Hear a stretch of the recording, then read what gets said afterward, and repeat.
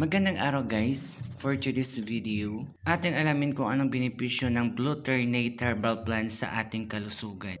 Ang halamang gamot na ito guys ay makikita sa ating mga bakuran. Panigurado ako pag nalaman mo ang benepisyo nito sa ating kalusugan ay maghanap ka at magtatanim ka sa iyong bakuran. Dahil ito ay mayroong superpower sa ating katawan na papanatilihin masigla at malusog. Dahil mayroon itong taglay na antioxidant o ibig sabihin po ay panlaban ito sa mga cancer or malalang sakit. Ang superpowers nito guys ay manggagaling sa kanyang bulaklak. So pag ginawa siyang tsaa or tea guys, doon nagiging asul po yung tubig. So doon po yung nagagaling yung antioxidant niya.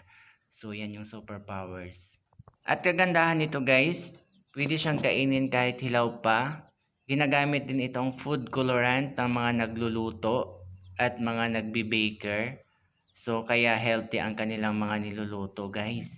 Ang Blueternate Herbal Plants guys ay mainam ito sa ating mga balat. So ninanourish nito ang ating mga balat para maging firm at smooth. At ito rin ay nagpaparegulate ng blood pressure para gumanda ang daloy ng ating mga dugo sa ating mga blood vessels.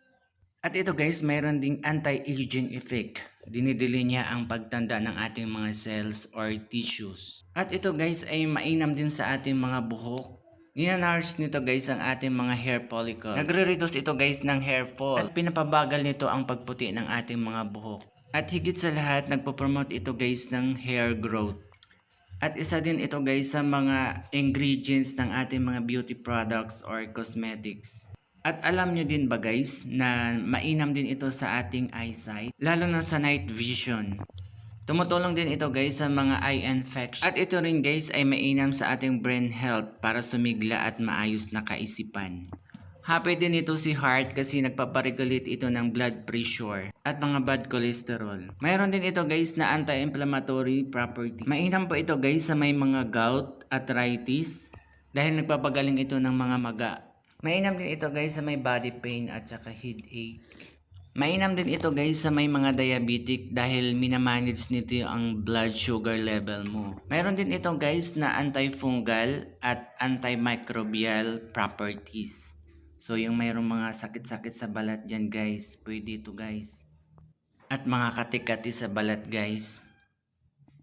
Sa isang basong mainit na tubig guys, maglagay lamang ng 3 to 5 flowers para hindi po tayo ma-overdose. Sinyalis nito guys ng pagka-overdose ay maaari kang mahilo, pagsusuka at saka pagtatay. So reminders lang guys. Araw-araw guys pwede itong inumin gawing tsaa. Ayan guys, may idea ka na sa Blueternate kaya thank you for watching. Bye!